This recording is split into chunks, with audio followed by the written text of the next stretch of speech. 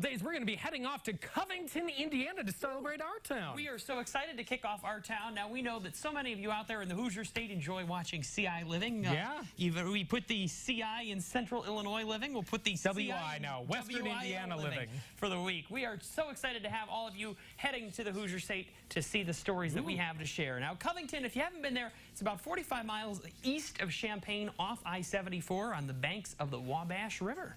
It is. All this week, we're going to be looking at some great stories, and Ryan's starting us off. We are. We're having so much fun out here, looking at the beautiful square there, seeing the Wabash River here. Certainly a beautiful community, and we're so glad to share all of these stories. Now, a big part of Covington, of course, the high school. Like any community, high school's out there, and that's where my first story took me to. Whether it's learning how to sew a button or fix some gourmet meals, people in our town, Covington, for generations have one woman to thank. Now then, pick you an apple. If you think the last day of school at Covington High counts as an excuse not to learn about how to properly cut an apple, then you've clearly never taken Miss Davis's Family and Consumer Sciences class. Right, when the kids come in, they'll say, I think you had my grandpa, or you had my grandma. And I said, yes, I did. And I said, what'd they tell you? And they said, we're going to do a lot of cooking. And I said, you're going to do a lot of work, too. For 49 years, she's been teaching students the basics of cooking, sewing, and how to raise a family. And when I came here, it wasn't even in this building. This building wasn't even built yet. I was in an old building which has now become a parking lot. It was a tennis court, now it's a parking lot. But when I first came here, girls were the only ones allowed to take home ec then. The guys had to take shop. And we went through a series there of about 10 to 15 years, and it was still that same way. And I said, let's try to get guys, especially into foods. Since then, a lot has changed. Other things have stayed the same, including the need for everyone to know how to cook, something that's becoming more and more important. People are becoming more nutrition conscious. So the only way to control your nutrition is basically cook yourself. And so I'm trying to teach the kids. We allow no salt in the classroom. And we try to keep down all the carbs and everything like this. No deep fat frying.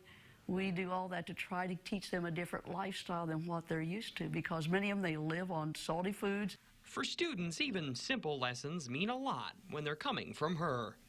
It's been a really fun experience. I've had her since 6th grade, and she's taught me a lot about cooking, because before I did not know anything, and then now I know a lot more than I used to. It's an oxidation, but we call it enzymatic browning. Nearly 50 years of teaching isn't easy, but Miss Davis says all the days of shopping, doing dishes, and cleaning are worth it when she knows she's made a difference for former students. But also their wives will come in and say, did you teach my husband to do this or that? And one young gentleman learned how to make cordon bleu while he was here. And when they got married, for the first year anniversary, he started that practice every year. He has a candlelit supper for them and prepares chicken, cordon bleu, or veal, or one of the other meats. But he tells me, he says, my wife just loves me because I learned how to do this. And she said, yes, I do. That's one meal a year I get that I know is going to be good, it's going to be romantic, and my husband did it. Small lessons that have made a big impact. And as another school year draws to a close, Miss Davis says retirement isn't on the horizon. Well, I look at it this way. This is my life. But I just feel like I'm a part of the kids and the community, and I think I've got something to add. I think I've got something to give to these kids that they're going to use, even though I'm preparing them for a world that I do not know what's going to be like.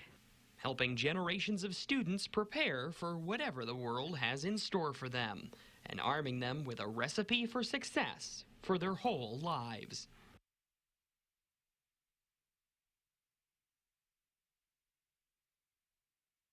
She was actually the first teacher in the Covington School District to have a computer in her classroom back in the 80s, so loves to incorporate that technology. Cool lady, for sure. Yes, fantastic. All right. Maybe we'll see her at our town, Covington, this Friday. Maybe she can bake us cookies.